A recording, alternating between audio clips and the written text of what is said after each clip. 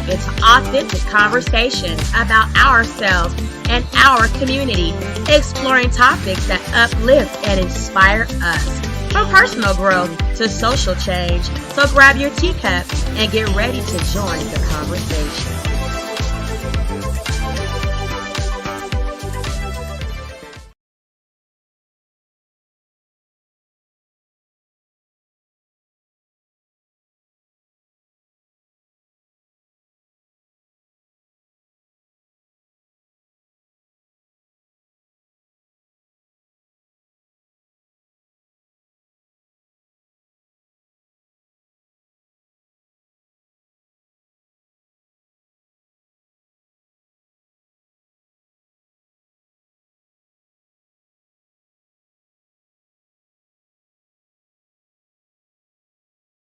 Thank you both more for being so candid about your past and helping us to sort of understand what's at stake in this federal courtroom. I'd love to have you both back. Michael Francis and Anthony Ruggiano, thank you so much. All right, that was the riveting prediction and perspective from the ex-mobsters. They're saying it. They don't even know what the hell did he sitting there doing under a RICO. Under a RICO. Let's get into it. Court TV chimed in and gave their understanding of insight. And Mia testified. Mia. New York City. Remember, Mia is a Jane Doe name. Going by the name Mia, and we have a live update from our own Scripps News reporter, Alex Miller, who has been in that courtroom and courthouse and now outside. Alex, it's good to see you. Thank you for joining us. Tell me what the key moments are. What is Mia saying on the stand? Well, Mia is on the stand. She's been on the stand since late morning, and she's likely to be on the stand through Friday. Prosecutors are utilizing her in part to prop up their argument that Sean Combs essentially abused his employees. And though she was only his personal assistant for about a year, she described it as chaotic and toxic. She said the highs were really high and the lows were incredibly low, and it was an incredibly high pressure work environment. In fact, she was rarely home. Her friends called her a ghost because she was always with Sean Combs. She worked 24 hours straight her first day on the job. She thought maybe that this was a bit of a test, but it turns out that that was a regular occurrence. One time she worked 5 days straight without sleep. She said she had to utilize Adderall in order to be able to do so. And I want to spill this tea. I worked for a call center where the manager he really didn't know how to run his own call center, right? So he made me a manager of the call center. And I worked for 24 hours straight, like with no sleep. I remember one day from sun up to sundown. And I couldn't file RICO charges on him. We sued him and we won. We got us a little settlement from suing our old boss at a call center because, he used to make us work without pay of overtime. He would just pay us our regular hourly amount, but not overtime pay. He did not go to federal prison or a supermax in Colorado. Okay. He went on about his life after he paid the employees that were due overtime compensation that money.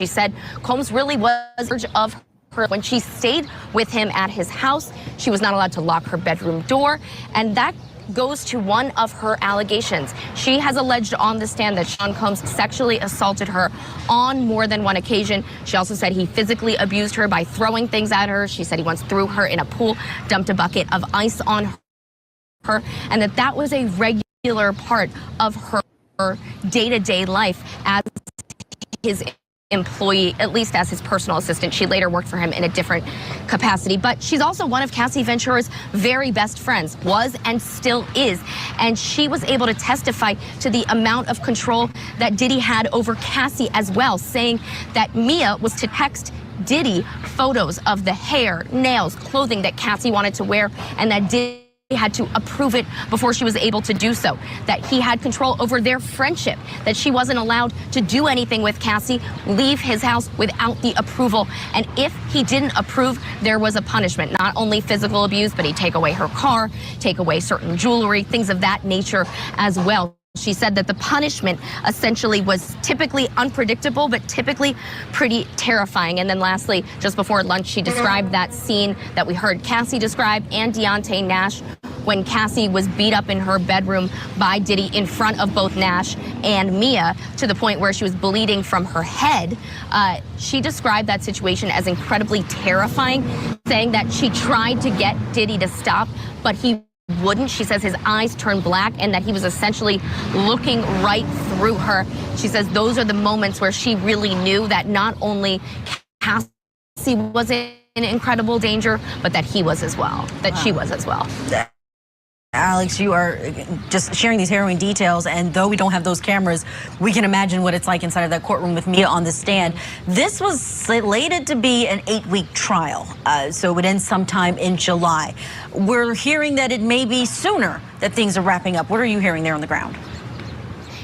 Yeah, we are hearing that it might wrap up sooner. They are trying to keep things incredibly on schedule or ahead of schedule, despite the fact that we didn't have court on Friday or Monday because of the Memorial Day holiday. We are now hearing that they might be able to wrap up the prosecution's case within the first 2 weeks of June.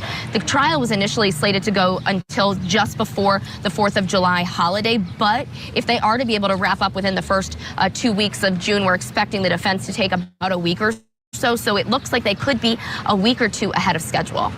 Miller, thank you for the very latest there in New York City. Let's turn our attention to our guests who are standing by and see what they think about where we are in the Diddy trial. Criminal defense attorney Jessica Lettingham and former deputy public defender for LA County, Philip Dubé. Jessica, let me start with you. We've got Mia on the stand. That's the name that she's going by. She's actually in the indictment in this case. So basically it's Cassie Ventura and Mia who are named. Talk about whether the allegations that you're hearing, whether that equals racketeering and sex trafficking.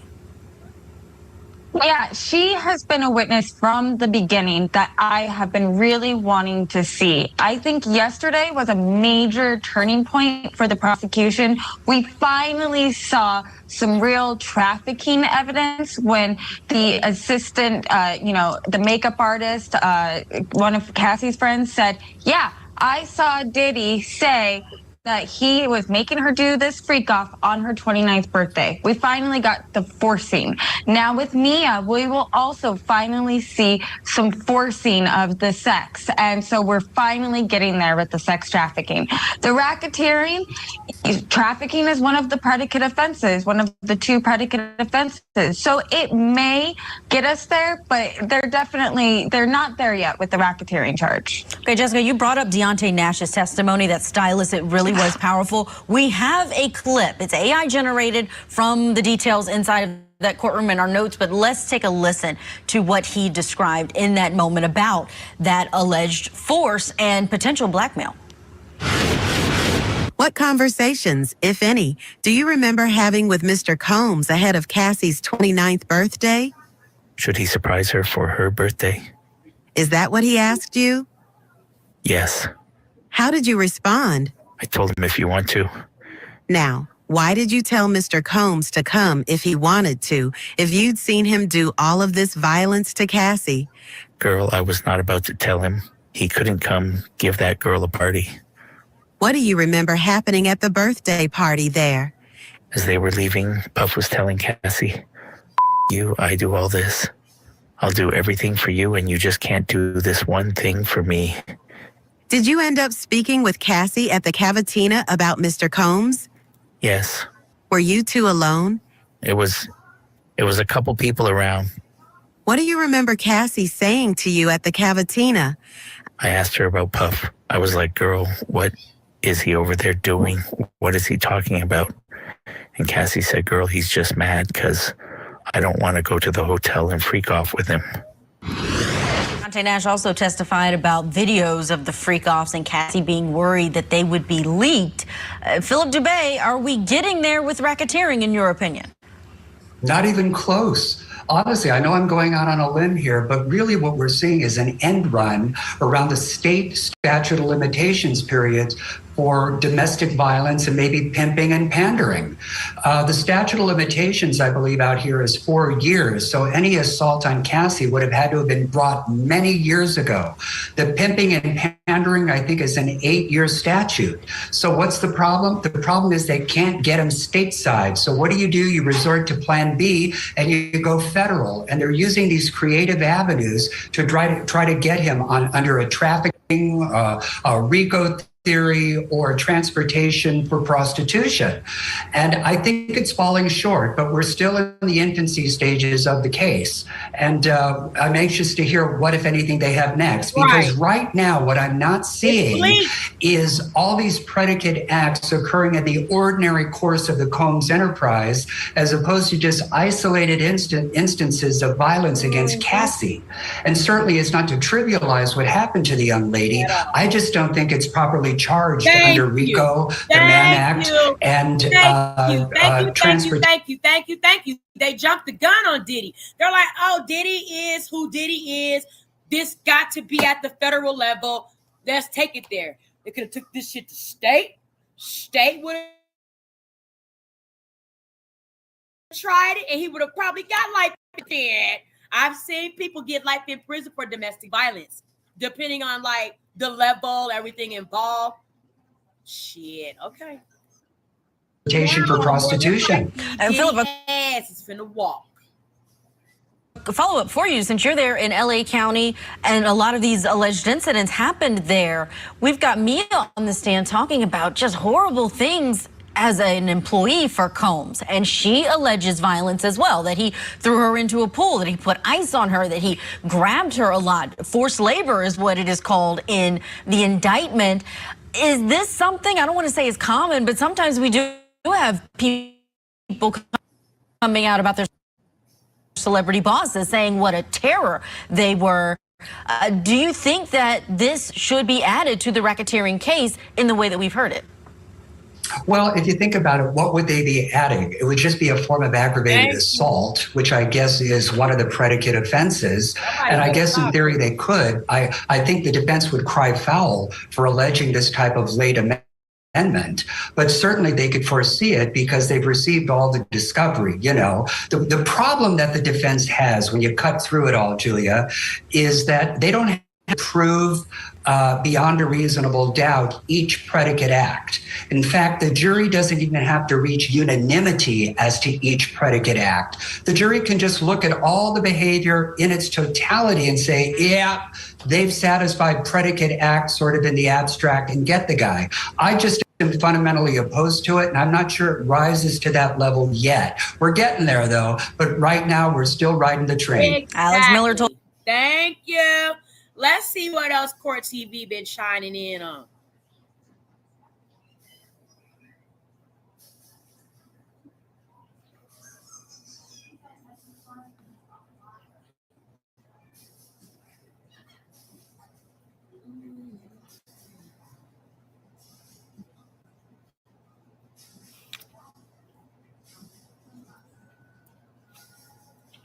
We are updating from Diddy Day 10 through 12, y'all.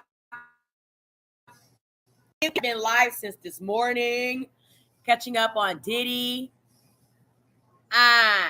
Days 10 through 12. Thank you guys so much. Keeping your teacup ready to get some tea on Diddy. Remember, when you do get that teacup filled up, like and subscribe. Drop some teacups down in the chat, y'all. As well as your spill on it. Spill your tea on it, okay? Let's listen to more of what's going on. Diddy ex-trafficking trial, Kid Cudi faces backlash from the testimony, y'all. Y'all want to hear some of that? Let's listen to some of that. What's going on? What's going on, y'all? What's tea on the other rappers giving Kid Cudi some backlash?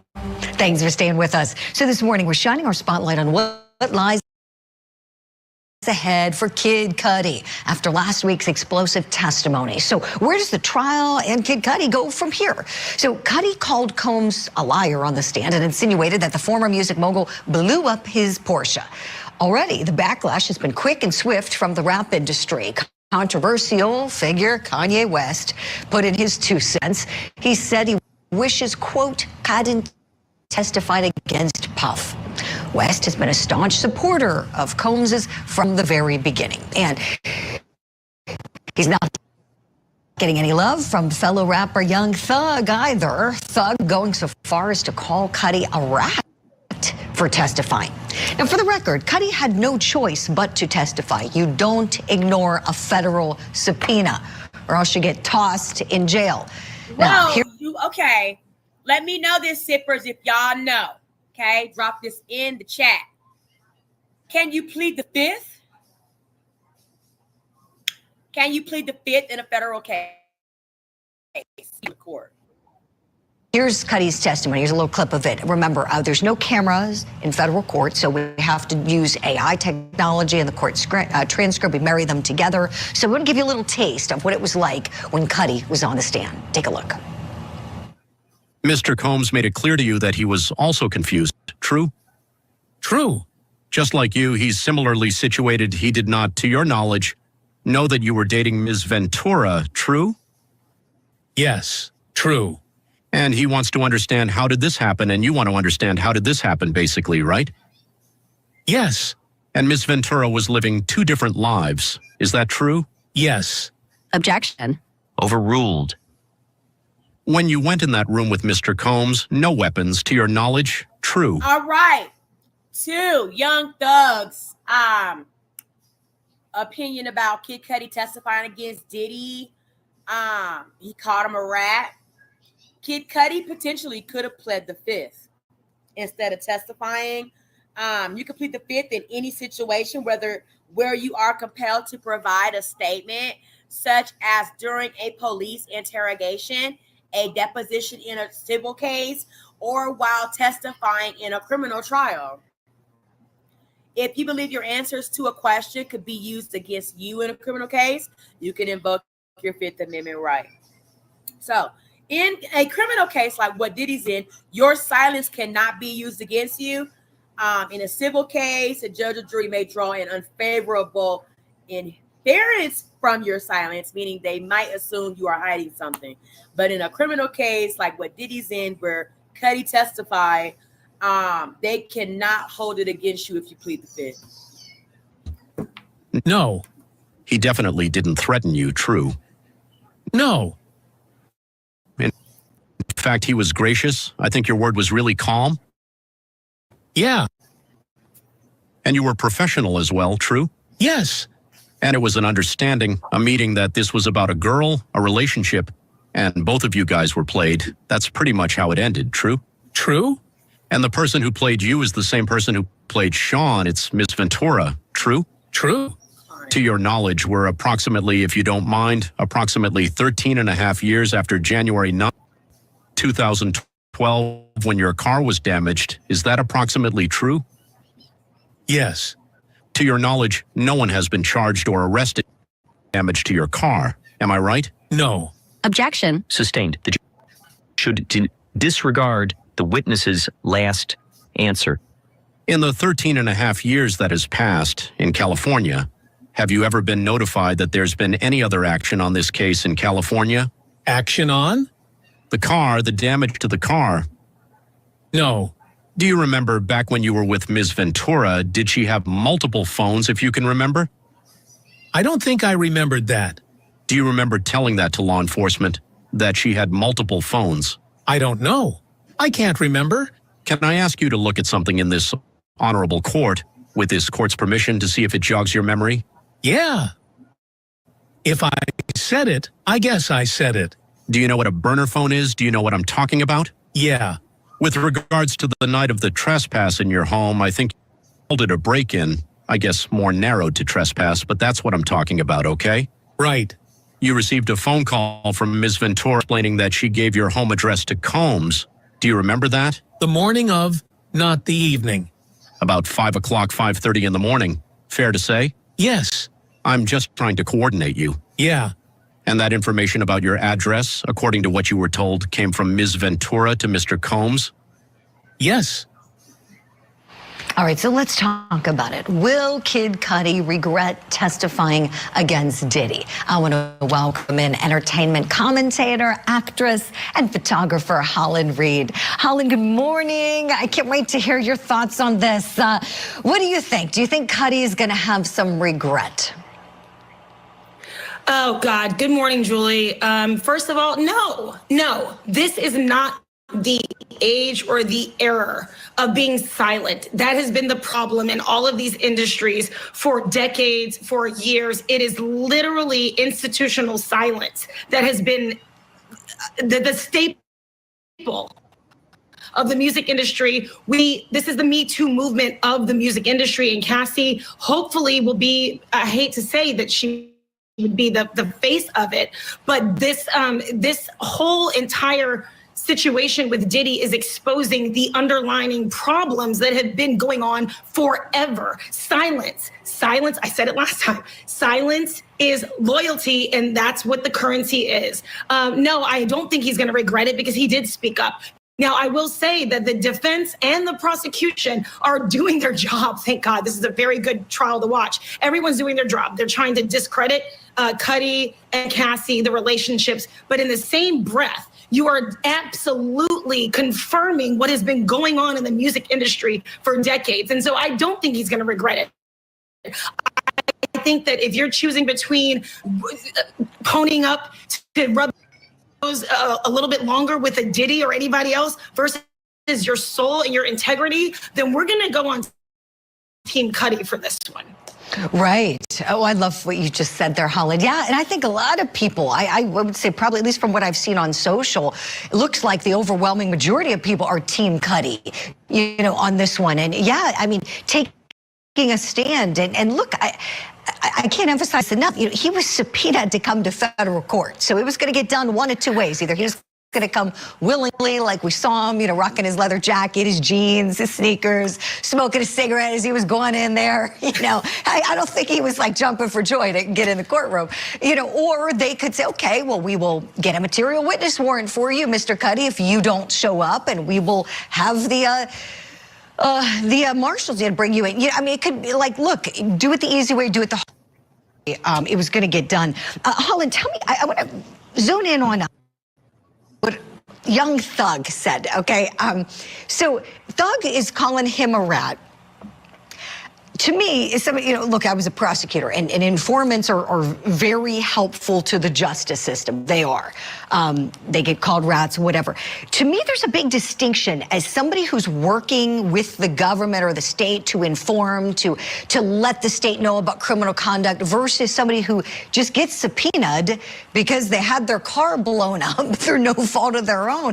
Do you agree that, I don't think that the rat characterization is appropriate here? Your thoughts? Okay, so my thoughts on this are this is a RICO trial. What they're trying to do is establish, as you know this, and I'm not, again, I pretend like I feel like I want to be a lawyer, but I'm not. But where they're trying to establish. We say it all the time. Man, listen, we'll talk about that later. Yes, girl. The thing is, Diddy was an enterprise. He's not just a man. He was a machine. And he used that machine, and he used the people around him, assistants. Young Thug saying that, honestly, in my opinion, confirms that this was a system. This was systemic. This was a machine. This was an organization. If you are a rat and you are a mobster, if you are, the Don Corleone, whatever, old school, type of mob mentality, you're confirming that by calling someone a rat. So when you're saying that someone is speaking out against the organization, then there's an organization. And I feel like that is where this is all going to come tumbling down, is that Diddy is not one person. Where are the other co-conspirators? Where are the other enablers? There are plea deals and people are flipping left and right behind closed doors, whether we see it or not. But that right there, Young Thug's commentary, literally for me, confirmed that that he was ratting out an organization. The silence, you are exposing the industry, you're exposing the machine. And that right there is a part of the RICO case that I think will stick. You are so brilliant, my friend. Bravo. That analysis is outstanding. You got me thinking, as you're talking, like my wheels are turning, because you think about Thug was in the same position. It sounded good. It sounded excellent. Like it sounded very professional. However, Young Thug, okay, can call it whatever he wants to call it. That don't make it a rose. Okay, that does not make it, you know what I mean? Whatever it is what it is. And if y'all cannot bring the level of evidence to support what y'all want it to be for Diddy, then that's just not what it's going to be. You see what I'm saying? Now, however, if they convict or acquit Diddy, that's up to the jury. I'm talking about public opinion, what we're sitting here listening to. We do not hear RICO. And just because Young Thug said it was an organization, that doesn't make it a RICO. I'm in an organization called the Autism Society for Children organization. I'm not no mobster, and I'm not doing anything that would be considered a crime for it, and to potentially be indicted in a RICO. But I'm in a dozen organizations. None of them are criminal, and none of them break laws.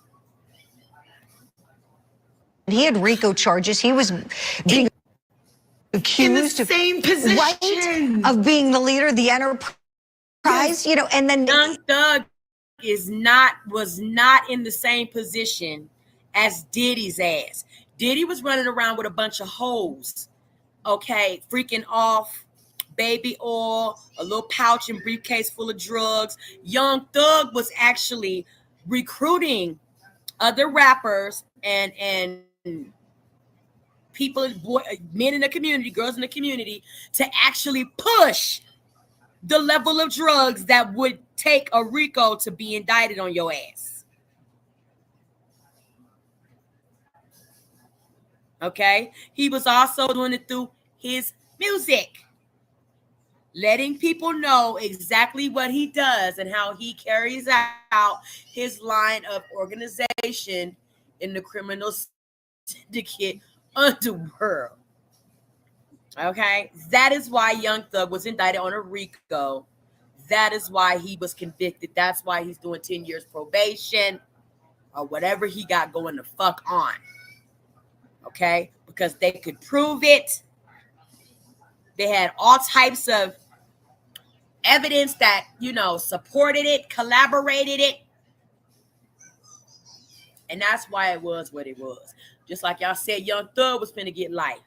Young Thug is somewhere kicking it free right now.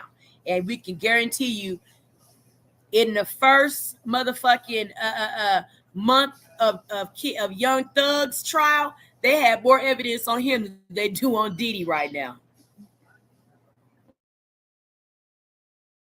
Okay. Like, what about all the people? There were I think 28 defendants initially, and 5 of them went to trial. Did he call all of them rats? Because they pleaded? Exactly. Yeah. Exactly. Exactly. Apples And that's and what I oranges. believe. That's what I believe. I say, yeah. Mm-hmm. Oh, gosh. Holland, love having you on this show. I can't wait to see what this week brings. Okay, y'all, we are updating ourselves on everything. Day 10 through 12 of the Diddy case. Of the motherfucking Diddy case. We've covered a lot of ground. We're about to end our show for the day, wrapping up day 10 through 12 with the United States versus Diddy.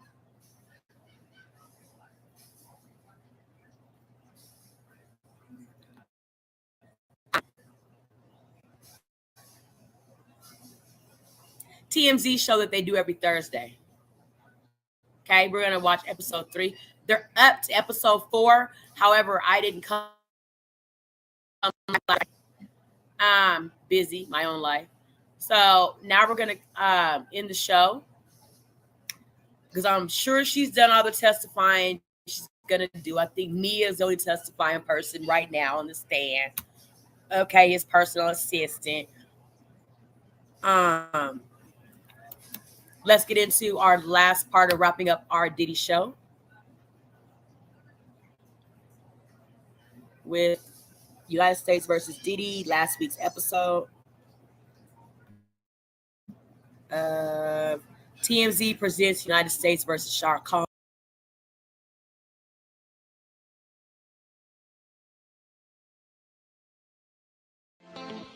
Thanks for watching. Remember to show your support by liking, subscribing, and sharing.